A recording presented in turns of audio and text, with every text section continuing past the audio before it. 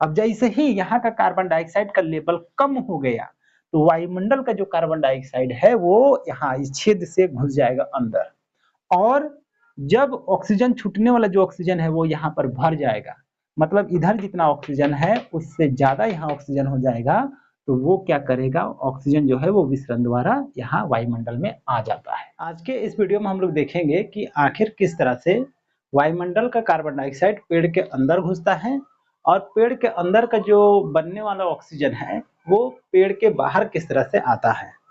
तो उसको जानने से पहले जो पिछला क्लास में हम लोग जो पढ़े थे उसको थोड़ा सा रिमाइंड कर लेते हैं। तो हम लोग पिछला क्लास में देखे थे, इस तरह से एक पत्ती लिया गया था और इसको यहाँ से काट लिए थे हम लोग, इस तरह से काटे थे, तो इस तरह का हम लोग का एक स्ट्रक्चर आया था। तो इस स्ट्रक्चर में ऊपर वाला जो है ये क्या है, एक विशेष तरह का कोशिका है जिसके अंदर हम लोग का ये क्लोरोप्लास्ट रहता है, और क्लोरोप्लास्ट के अंदर क्लोरोफिल रहता है।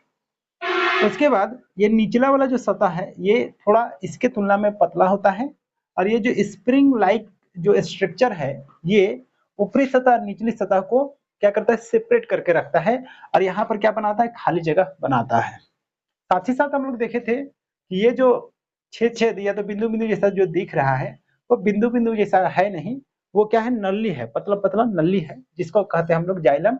और जाइलम क्या करता है, जल का परिवहन करता है, मतलब कि जड़ से जल को खींच करके पत्तियों तक लाता है। उसके बाद इस जाइलम के जस्ट नीचे क्या रहता है, फिर से इस तरह से कुछ छेद छेद जैसा आपको दिख रहा होगा, तो इसको हम लोग क्या बोल रहे थे, फ्लोएम। अब फ्लोएम का काम ये है कि पत्ती में जो भी भोजन बनता है उसको पेड़ पौधा का शरीर में पूरा फैलाना। यहाँ तक हम लोग का चर्चा हो गया था। तो फ्लोएम का काम क्या चीज था, खाद्य पदार्थों का परिवहन करना, यहाँ तक हम लोग का चर्चा हो गया था। आज हम लोग का क्या है मेन टॉपिक, तो गैसों पौधों में गैसों का विनिमय, मतलब कि कार्बन डाइऑक्साइड किस तरह से पेड़ के अंदर जाता है, और वहां अंदर का जो ऑक्सीजन है, पेड़ पौधा के अंदर का जो ऑक्सीजन है वो पौधा के बाहर किस तरह से आता है, वही चीज को जानना। तो इसके लिए हम लोग का चर्चा यहीं से शुरू होगा। हम लोग पिछला बार ये ऊपर वाला सतह के बारे में पढ़ चुके थे, यही सतह जो है वो प्रकाश संश्लेषण करने में पेड़ पौधा को सहायता करता है, और गैस को अंदर और बाहर जाने के लिए सबसे ज्यादा सहायता करता है ये निचला वाला सतह। अगर इस निचला वाला सतह को हम अंदर से ऊपर यहाँ अंदर जा करके देखेंगे, इधर नीचे की ओर देखेंगे, तो हमको कुछ इस तरह से ये दिखाई देगा। तो इसमें ये जो छोटा छोटा जो बॉक्स की तरह से दिख रहा है, ये है हम लोग का कोशिका, और आप देख पा रहे होंगे कि इन कोशिकाओं के बीच बीच में कुछ अलग टाइप का कोशिका है, जैसे ये देख रहे हैं, ये देख रहे हैं, दो ठो इस फिगर में आपको दिख रहा है। तो इसी को कहते हैं रंध्र। और एक तरह से समझिए कि ये जो कोशिकाएं हैं पेड़ पौधा का नाक की तरह से काम करता है, और पेड़ पौधा के अंदर में कार्बन डाइऑक्साइड का अंदर, मतलब कार्बन डाइऑक्साइड का पेड़ पौधा के अंदर जाना, या तो पेड़ पौधा के अंदर का जो ऑक्सीजन है वो पेड़ के अंदर से वायुमंडल में आने का क्रिया जो है वो इसी छेद से होता है। अब देखते हैं कि आखिर क्या होता है कि कार्बन डाइऑक्साइड अंदर जाता है और ऑक्सीजन बाहर आता है। तो इसके लिए एक क्रिया होता है जिसको हम लोग कहते हैं विसरण। विसरण या इंग्लिश में इसको क्या कहते हैं हम लोग, फ्यूजन कहते हैं। तो फ्यूजन या तो विसरण ये क्या होता है इसको चलिए समझते हैं। तो फ्यूजन या तो विसरण एक ऐसा क्रिया है जिसमें पदार्थ जो है वो उच्च सांद्रता से निम्न सांद्रता की ओर जाता है। बात पल्ले में नहीं पड़ा होगा ना, चलिए समझते हैं। आप देखे होंगे रुई, रुई को अगर आप पानी में सटाते हैं तो क्या होता है, पानी जो है वो रुई के ऊपर चढ़ने लगता है ना। तो उसी तरह से अगर कहीं पर पदार्थ है जहां ज्यादा मात्रा में है, तो वो जो है अधिक मात्रा वाले जो पदार्थ है वो निम्न, जिधर कम है उधर बहने लगता है। जैसे अब परफ्यूम को यहाँ पर स्प्रे कीजिएगा, तो देखिएगा परफ्यूम को स्प्रे करेंगे ना तो उसका स्प्रे ई वाला एरिया में क्या कर देगा, जो सेंट है ना उसका कण को पूरा फैला देगा।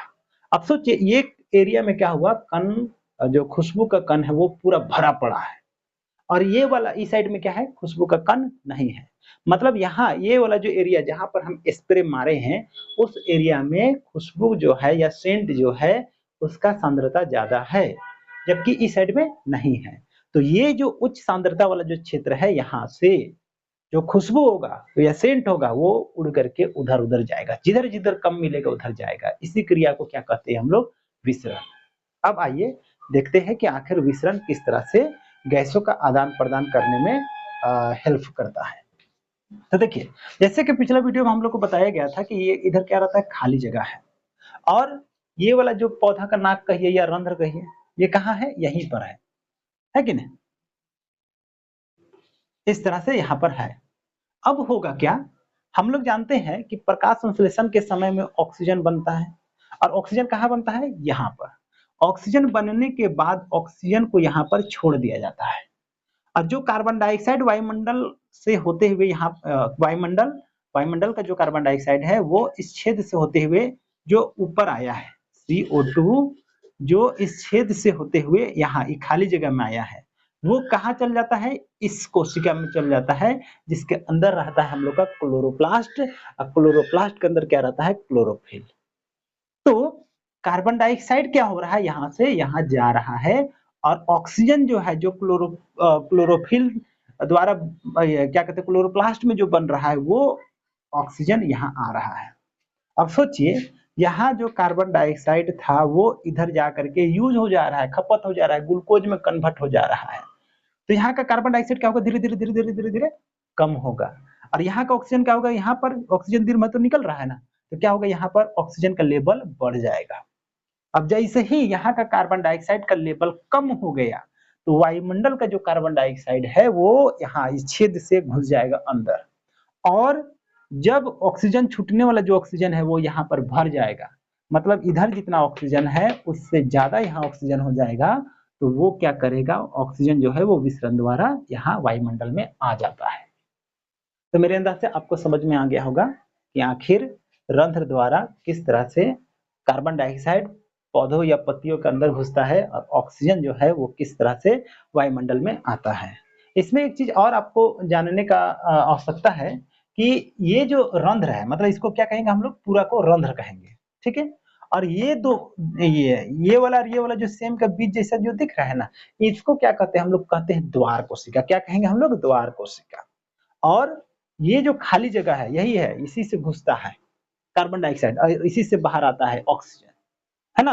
तो इसको खोलने का मतलब, इसको अभी अभी देखिए इस तरह से खोल करके रखा है, यहाँ पर देखिए इसको छोटा कर दिया, इतना छोटा कि यहाँ से अब गैस आ जा नहीं सकता है। दिखने में लग रहा है बहुत बड़ा है, लेकिन ये बहुत छोटा होता है। अब सोचिए, एक पत्ता ले लीजिएगा, उसको आप देखना चाहिएगा तो बिना माइक्रोस्कोप का ये नहीं दिखेगा। तो कहने का मतलब ये कितना ज्यादा छोटा है, तो उसका छेद जो है, जो अब सट जाएगा उस समय ये कितना छोटा होगा, अंदाजा लगा सकते हैं। तो ये इतना ज्यादा छोटा होता है कि इसके अंदर इससे अब गैस जो है वो अंदर बाहर नहीं आ सकता है, और ऐसा स्थिति में हम लोग कहते हैं ये क्या है? बंद रंध्र है। मतलब रंध्र जो है या स्टोमेटा जो है वो बंद है, और ये क्या है? हम लोग का खुला है। अब ये खुलेगा और बंद होगा कैसे, उसको भी समझ लीजिए। तो जाइलम ने जो जल लाता है ना, जो जाइलम जो जल को लाता है, वही जल जो है वो इस पे आ जाता है कि नहीं? और जाइलम इसमें जल को भर देगा, और जैसे भरेगा ना तो ये फूल जाएगा। जैसे बैलून में हम लोग हवा भरते हैं तो फूल जाता है ना, उसी तरह से ये फूल जाएगा, और जैसे ही फूलेगा उस समय क्या करेगा? ये छेद को खोल देगा, और जैसे छेद को खोलेगा तो क्या होगा? विसरण के द्वारा कार्बन डाइऑक्साइड अंदर और ऑक्सीजन जो है वो बाहर आ जाएगा, है कि नहीं? तो मेरे अंदाज से अब आपको समझ में आ गया होगा कि ये जो रंध्र का है वो खुलने का या तो बंद होने का कौन कंट्रोल करता है? द्वार कोशिका। और द्वार कोशिका कब खोलेगा इस रंध्र को? तो रंध्र को उस समय खोलेगा जब इसमें जलवाष्प आ जाएगा तब। और कब इसको बंद कर देगा? तो जब इसका जलवाष्प बाहर निकल जाएगा तब। जैसे जलवाष्प निकलेगा ये सिकुड़ जाएगा, बंद कर देगा छेद को, है कि नहीं? तो इस तरह से अभी तक हम लोग जितना भी चर्चा किए, इसमें हम लोग जाने कि किस तरह से कार्बन डाइऑक्साइड जो है वो पत्तियों के अंदर जाता है और ऑक्सीजन बाहर आता है। अब चलिए देख लेते हैं कि पूरा को जब हम लोग देखे तो हम लोग को क्या क्या जानकारी मिला। तो सबसे पहले पौधों में गैस का विनिमय किस प्रकार होता है। तो हम लोगों ने देखा कि पौधों की ये जो निचला सतह है, विशेषकर निचला सतह पर छोटे छोटे छिद्र रहते हैं, और इस छिद्र को क्या कहते हैं? रंध्र। तो पौधों में गैसों का विनिमय इन्हीं रंध्रों द्वारा होता है। और रंध्र द्वारा विनिमय होने के लिए ये कौन सा विधि का उपयोग करते हैं? विसरण विधि का। विसरण एक ऐसा विधि है जिसमें पदार्थ उच्च सांद्रता से निम्न सांद्रता की ओर गति करता है। जब पत्तियों के अंदर कार्बन डाइऑक्साइड का मात्रा कम हो जाए, है ना, और ऑक्सीजन का मात्रा बढ़ जाता है, तो विसरण के कारण ऑक्सीजन जो है वो रंध्र द्वारा वायुमंडल में आ जाता है और वायुमंडल का जो कार्बन डाइऑक्साइड है वो रंध्र द्वारा अंदर चला जाता है। तो इस तरह से हम लोग ये वाला का आंसर जान गए। अब कोई पूछेगा कि रंध्र क्या होता है, तो रंध्र या तो इसको इंग्लिश में कहते हैं स्टोमेटा। तो स्टोमेटा या तो रंध्र जो है वो क्या है, तो पत्तियों की निचली सतह पर इस पत्ती को हम नीचे की तरफ से देखेंगे तो वहां पर हमको क्या मिलेगा, छोटा छोटा छेद मिलेगा, उसी को हम लोग कहते हैं रंध्र। ठीक है। अब जाइलम और फ्लोएम का क्या कार्य है, तो जाइलम का कार्य है जल को जड़ से पौधों के ऊपर लाना या पत्तियों तक लाना। जल को जड़ से पत्तियों तक लाना, ये इसका मुख्य काम हुआ। अब फ्लोएम का काम क्या है, तो फ्लोएम का काम है कि प्रकाश संश्लेषण द्वारा जो ग्लूकोज बनता है उस ग्लूकोज को या तो खाद्य पदार्थ को पूरा जो पेड़ है उसका पूरा शरीर में फैलाना इसका काम है ना। रंध्र कैसे खुलते और बंद होते हैं, तो रंध्र कब खुलता है, तो रंध्र में जब जलवाष्प आता है तो द्वार क्वेश्चन क्या है हम लोग का कि रंध्र कैसे खुलते और बंद होते हैं। तो रंध्र का बंद होना या खुलना किसके द्वारा नियंत्रित होता है, तो द्वार कोशिका द्वारा नियंत्रित होता है। जब द्वार कोशिका में जलवाष्प आ जाता है तो ये फूल जाते हैं और रंध्र को खोल देता है। और जब द्वार कोशिका से जल बाहर निकल जाता है तो द्वार कोशिका पतले हो जाते हैं या सिकुड़ जाते हैं, जिससे ये जो छेद है रंध्र जो है वो बंद हो जाता है। तो इस तरह से आज का ये पूरा वीडियो हम लोग का कंप्लीट हो गया। इसका नोट के लिए आपको टेंशन लेना नहीं है, आगे आने वाला जो स्लाइड है वहां पर आपको मिल जाएगा। आज के लिए इस वीडियो में इतना ही।